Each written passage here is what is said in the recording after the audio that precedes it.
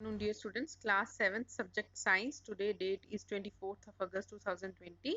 Chapter is transportation in animals and plants.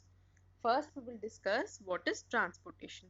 Transportation क्या होता है? ट्रांसपोर्टेशन का मतलब है किसी भी चीज को एक जगह से दूसरी जगह ले जाने को हम बोलते हैं ट्रांसपोर्टेशन या फिर ट्रांसफर भी जिसे हम कहते हैं।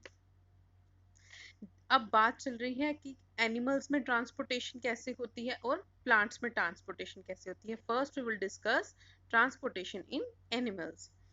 जैसा कि आपको पता है हमारी हर एक ऑर्गन को क्या चाहिए, हम इंटरनल ऑर्गन को, हमारी बॉडी को क्या चाहिए, हमारी फूड, वाटर और ऑक्सीजन, ताकि हम सरवाइव कर सकें। Our organs need food, water and oxygen for survival and to transport substances and together from the circulatory system। और इन सब चीज़ों फूड, वाटर, ऑक्सीजन जो है हमारी बॉडी में कौन ट्रांसपोर्ट करता है? सर्कुलेटरी सिस्टम जो है वो ट्रांसपोर्ट करते हैं। अब what is circulatory system? Circulatory system क्या है? Circulatory system is basically that consists the supplies of food, water and oxygen and other substances throughout the body. अब जो चीज, ये जो हमें फूड चाहिए, वाटर चाहिए, इसको सर्कुलेट करने के लिए क्या हमारी बॉडी में क्या चाहिए? सर्कुलेटरी सिस्टम चाहिए। और मेन पार्ट्स जो सर्कुलेटरी सिस्टम के हैं वो है पहला ब्लड वेसल्स और हार्ट। ये तीनों चीजें मिलकर क्या बनाती हैं? हमारी बॉडी का सर्कुलेटरी सिस्टम जो है वो कंपोज करती हैं। First we will discuss what is blood. अब ब्लड क्या है? ब्लड क्या होता है? जैसा कि आप सबने देखा है हमारी बॉडी में एक रेड कलर का फ्लूइड निकलता है जब भी कहीं कट लग जाए, चोट लग जाए, उसे ब्लड कहते हैं। रेड कलर का होता है, रेड कलर फ्लूइड है that flows in our body through the blood vessels. और ये कैसे फ्लो करता है हमारी बॉडी में?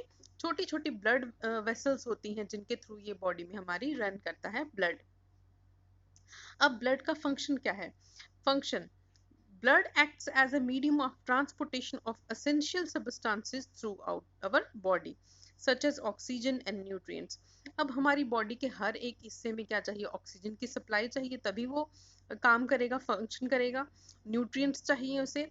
तो ये ऑक्सीजन और न्यूट्रिएंट्स कौन पहुंचाता है? ब्लड। ब्लड क्या करता है? ब्लड की सारी चीजों को कैरी करता है, न्यूट्रिएंट्स को, ऑक्सीजन को, from one part of body to other. Blood carries oxygen from lungs to the other cells of the body. अब ये ब्लड जो है ये ऑक्सीजन को कैरी करेगा लंग्स से। हमने सांस, जो हमने रिस्पिरेटरी सिस्टम पढ़ा था उसमें हमने देखा था कि जो नोज से हम इनहेल करते हैं हवा, वो लंग्स में जाती है और फिर लंग्स से आगे जो है वो ट्रांसफर होती है दूसरे बॉडी पार्ट्स में। तो ये इन्हें, इस ऑक्सीजन को कौन लेकर जाता है? Blood. Blood also carries waste material to the kidneys. और ब्लड जो है ये वेस्ट मटेरियल को भी किडनीज से जो है फिल्टर करता हुआ ब्लड ही लेकर जाता है। The small intestine digest the food and absorbs the nutrient. अब ये जो स्मॉल इंटेस्टाइन है, छोटी आंत है, ये क्या करती है? खाने को, फूड को एब्जॉर्ब करती है, इसके न्यूट्रिएंट्स को एब्जॉर्ब करती है।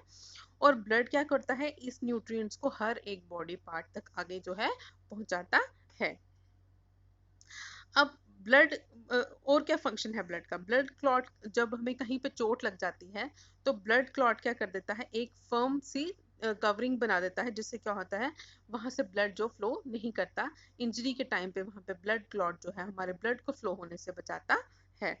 Blood contains a substance which regulates the temperature of the body. और हमारी बॉडी के टेम्परेचर को रेगुलेट करने के लिए भी ब्लड में एक सब्सटेंस जो है वो प्रेजेंट होता है, जो हमारे बॉडी के टेम्परेचर को मेंटेन करके रखता है। Next is components of blood. हमने बात करेंगे अब कंपोनेंट्स ऑफ ब्लड की। डोंट गेट कंफ्यूज कि कंपोनेंट्स, ये कंपोनेंट्स भी सर्कुलेटरी सिस्टम में है। नो, जो सर्कुलेटरी सिस्टम में ब्लड वेसल और हार्ट की ही बात की जाएगी।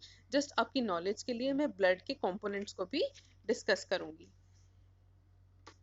अब blood plasma is the first component of the blood. ये ब्लड प्लाज्मा क्या होता है?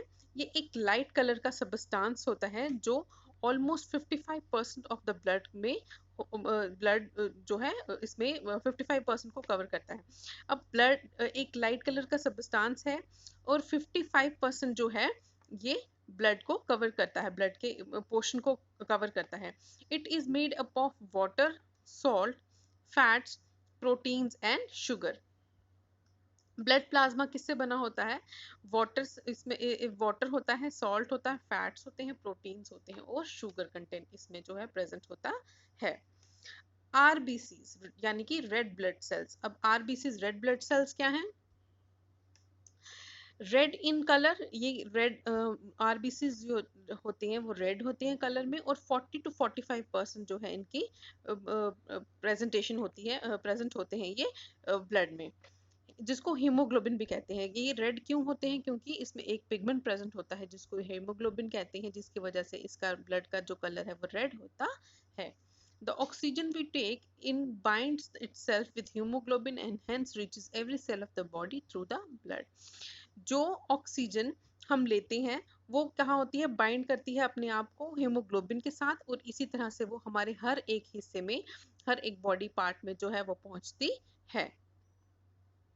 After blood plasma and RBCs, WBC is the third component of blood. WBCs की जो क्वांटिटी है वो 1%, ओनली 1% है हमारे ब्लड में, लेकिन all it performs a vital function in the body. अब इसका एक जरूरी फंक्शन जो ये हमारी बॉडी में पार्ट प्ले करता है वो है कि ये फाइट करता है जर्म्स प्रेजेंट जो हमारी बॉडी में हो, उनसे लड़ने में ये फाइट करता है। WBCs हेल्प करते हैं। Next is blood platelets. अब ब्लड प्लेटलेट्स क्या है?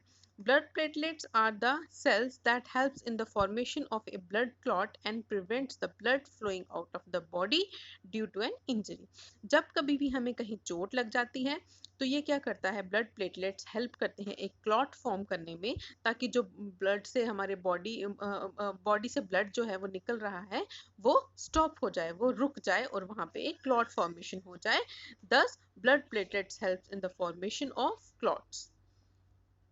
Thank you.